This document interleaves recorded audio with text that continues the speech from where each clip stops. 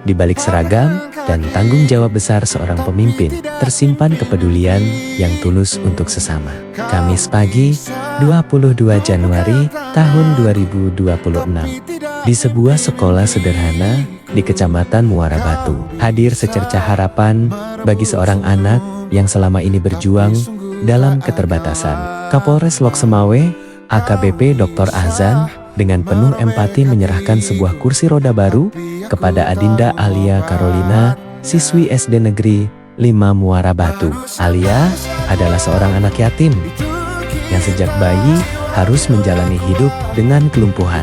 Namun, di balik keterbatasannya, tersimpan semangat dan senyum yang tak pernah padam.